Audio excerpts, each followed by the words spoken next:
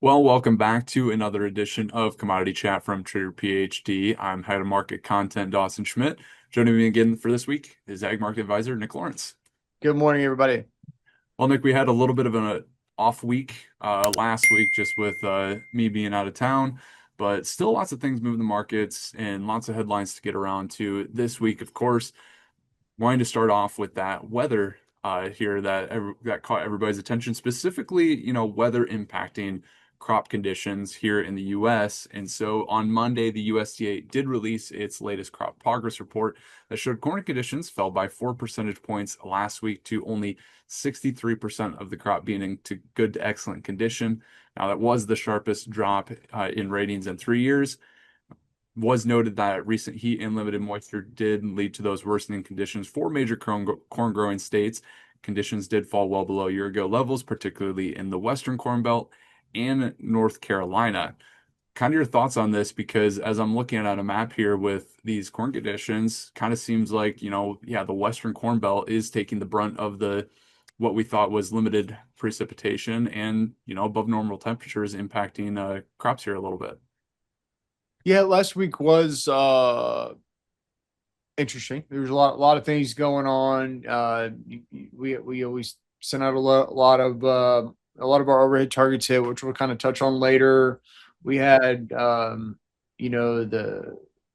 uh, Middle East, Black Sea situation, kind of on again, off again, kind of obviously turned into more on again issue. And really a little bit of contagion with Iran threatening Ukraine themselves. There was a lot going on. Just kind of just headline news wise, that type of stuff, and then yeah, like you said, then to your point, then we come in and see, you know, I think a bigger degradation, I think, in crop conditions than I personally expected. I think there's going to be kind of a multi-percent hit on corn. Um, but yeah, and you got to kind of fact check some of this. Um, most of the guys in some of these worst areas that I talk to, I still really, I'll be honest with you, man. Unless there's somebody out there that I haven't talked to in a while, um, most of the guys, whether it's through Dakotas or Nebraska, they're not as doom and gloom as what this map might say. And then you kind of pair that with some private estimates that are out there on, potential yield, and they're still mostly elevated.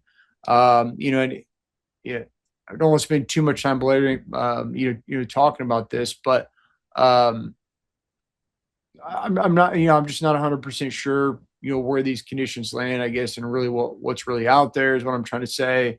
And I know Snodgrass, his most recent forecasting, which we'll also get to in a minute, but um, you know, cooler, maybe a little bit wetter pattern here over the next couple of weeks is showing up. But he does reiterate the fact of kind of that July heat and how much of a toll it could have taken on this crop, and definitely knocked the top end off. And I don't disagree with that.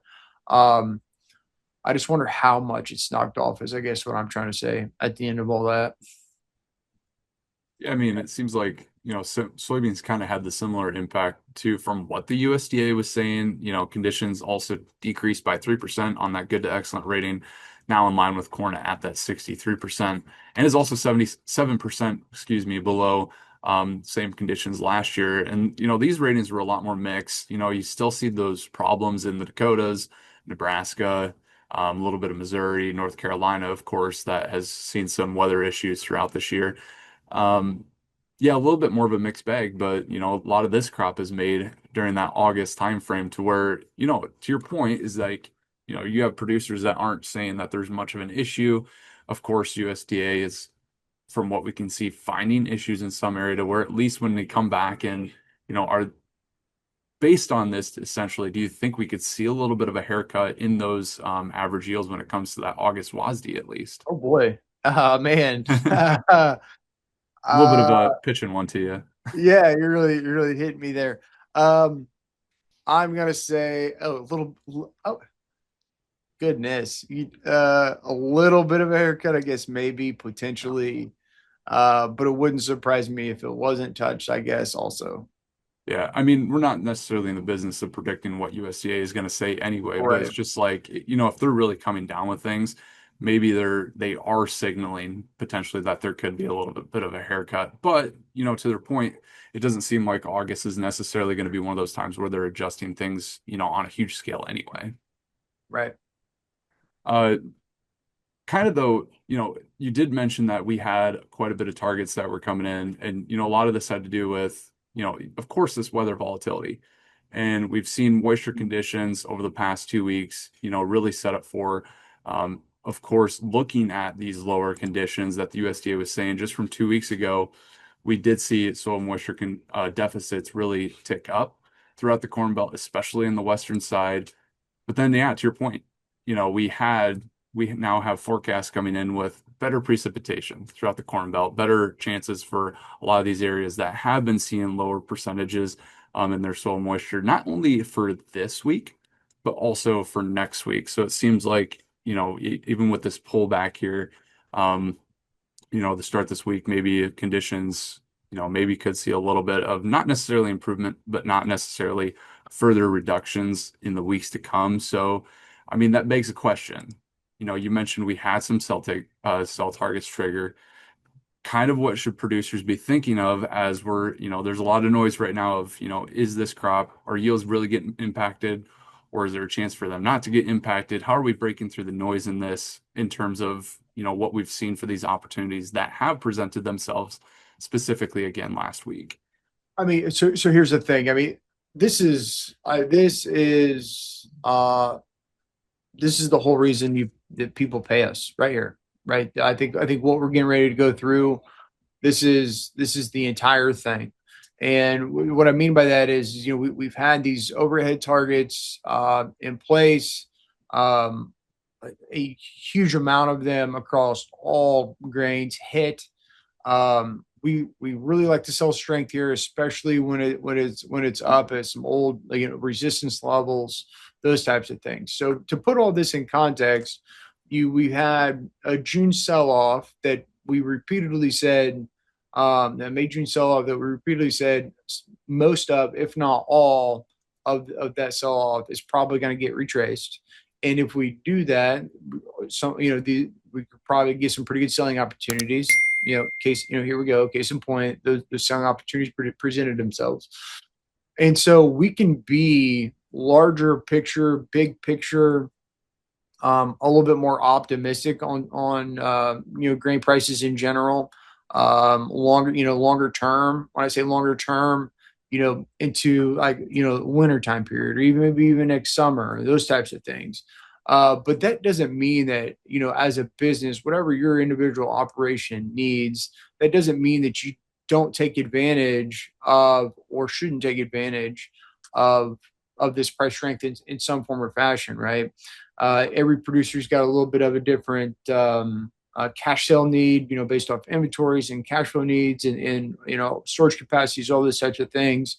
Um, and so what we're doing there is going to be individual, and then maybe had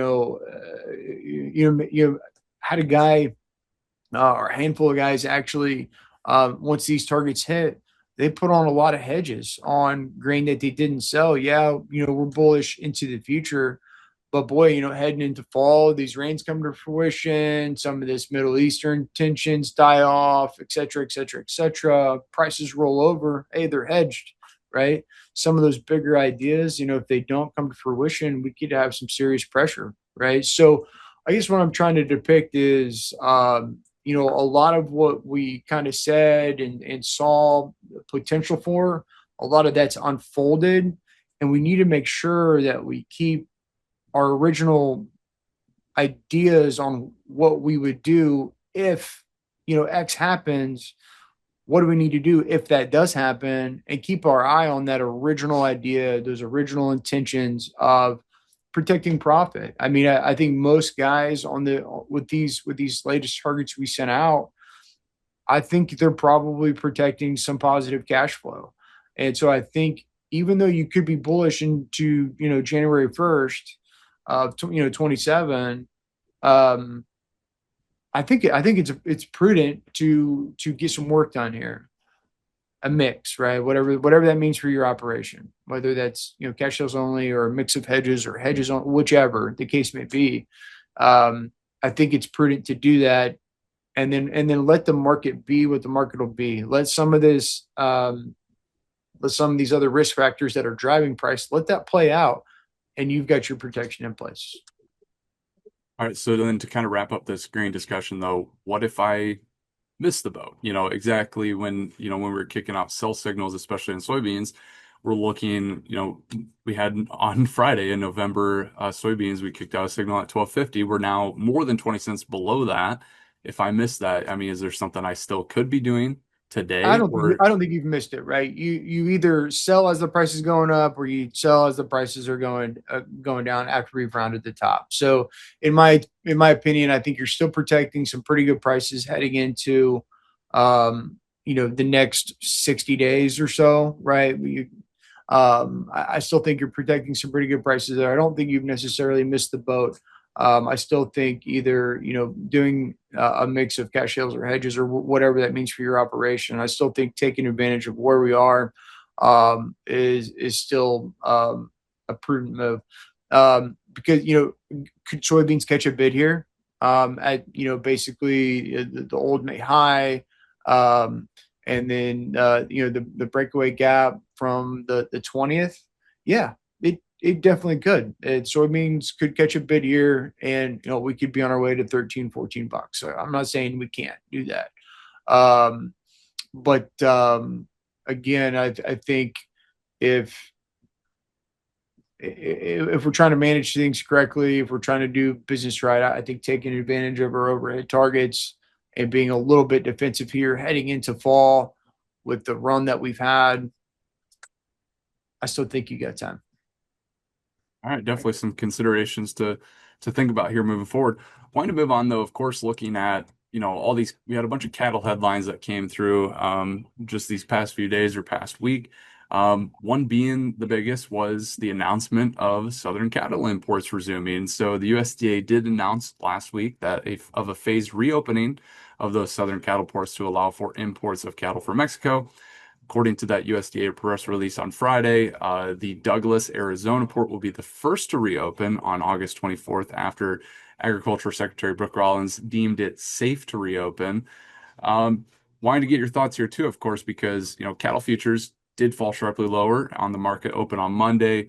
Feeders did touch limit down briefly, though we did see a little bit of recovery these past few days. We know that especially a phased reopening or just the current market dynamics that we've seen going on down in Mexico, does this mean that we're just going to get the floodgates open and the U.S. is just going to get a bunch of cattle flowing through? Right. I mean, I think this has obviously gone on long enough that the wall of feeder cattle isn't just sitting there, right? Those cattle have been displaced. They've been, for the most part, dispersed, and they're doing what they're doing in Mexico at this point. So I think the reopening was mostly priced in, and I think maybe traders just trading the headline, that type of thing. But for the most part, I mean, what is there an immediate impact supply wise to the market? I personally don't think so. And so I think the bigger story is the relatively supportive, I think, cattle on feed, and kind of those implications there. I think that's the bigger thing. Yeah, definitely. I mean, as we're still looking at, kind of an update with the screwworm situation, there are still some cases going on. 42 total have been reported since that first one had come into Texas, but only nine of those are active. 33 of those are inactive. The last infection that was actually reported was back on July 21st. So, I mean, it's not like, cases are surging still. And so, I mean, yeah, it just seems like and there has been a push from this, I know from other groups, just advocacy groups that the border just needs to reopen because, it's already here. We're not really protecting anything besides the fact that we still have those fly dispersal facilities trying to push screwworm back south. Yeah, and there's a case to be made, I guess. I don't necessarily, I agree with that part of it, but yeah, I mean, if they feel like some of those ports of entry are a little bit cleaner, then give it a go. Then they're going to do that, and I mean, I think it's good. I think it's for the cattle. It's good for the cattle producer longer term to have these trade flows open. Yeah, definitely. So moving on, though, of course, outside of that screwworm news, we did get the big biannual cattle on, or not cattle on feed, but biannual cattle inventory report that the USDA also released on Friday. So USDA did report that the U.S. cattle inventory totaled 94.2 million head as of July 1st, just above 94 million that was seen the same time last year. So, begs the question, is the cattle herd regrowing? You kind of see both when you look at both sides of it, both beef and dairy. It seems like it's mostly coming from the dairy side of things that it's getting the overall herd because when you look at heifer replacements, heifer replacements were up slightly year over year, even on the beef side of things, to where it's like, there is a little bit of signs of that heifer retention. But then you look at the beef cow herd continues to decline, and then you also look at the U.S. calf crop, which continued to decline year over year. And so kind of a mixed bag. What's your thought on this, especially as kind of these contending points of, maybe we're starting to see this expansion, but we still got some time where we're going to see more cattle specifically coming from U.S. producers? Yeah, I mean, a couple things there. And let's see. So I'll start with heifer retention. I think this has been a little bit telegraphed by the USDA, and again, I think this is mostly priced in longer term. The cleanest case in point I have, is obviously it was last month's WASD. They mentioned it as such, lower beef production based off heifer retention. I was in their notes, so I think that's kind of been happening. But then you look at placements being a little bit lower than expected. The market was expecting droughty conditions to push cattle into feedlots early. That didn't happen. Also begs the question: is the drought that bad? I guess, or is the cattle just not there? Whatever the case may be. But then also, producers, retaining heifers if they didn't have the pasture to feed them. Usually, drought situations, call for cattle liquidation because there just isn't enough, pasture and feed out there to keep them going. So that's kind of a whole different part of the argument. There's nothing to do with the cattle market, but still, it's just kind of interesting to me to see that. So shorter term, when I say shorter term, when in the big scheme of the cattle cycle, reproduction cycle, I mean, I think this still is relatively supportive of the cattle market at a minimum, through this holiday season Yeah, definitely. It seems like, for the past how many years we've said, or the the next holiday commentary. season. Is what I mean, sorry. Yeah. What's that? Or the next holiday season is what I mean. We're not in the holiday season now. I mean, just Thanksgiving, Christmas, all that. Yep. Yep. Heading towards that fall demand or demand when things start to pick up again Right. outside of Yep. that grilling season. But yeah, I mean, you mentioned, supportive for now, and that seems like that's been the case for years of thinking about, what's supporting the cattle market while declining inventories of U.S. cattle, and it still seems to be like that could be the case. So, I mean, if, as you mentioned, with again breaking through a lot of the noise of these headlines too, is like, grain producers should be doing things to protect their the risks that they have. Is there anything that you have for cattle producers to be protecting themselves, even if, much of the damage could be done here for the short term? Yeah, mixed bag. I've got guys that still have their hedges on from back when we recommended them. Back in what was that, mid May, essentially. Other producers have kind of legged out of those as they became profitable here over the past couple weeks, essentially, or whatever. Um, and so I think for now, if the guys that are open, they're exposed to the market. I do think over the past week or so, you see this. I do see a little bit of an unwillingness to fall, and I think a lot of this multi-week sell-off, a lot, if not all of it, I do think it's retraced, and we'll have better hedging opportunities ahead of us. I think right now, Packer trying to improve their margins just a little bit.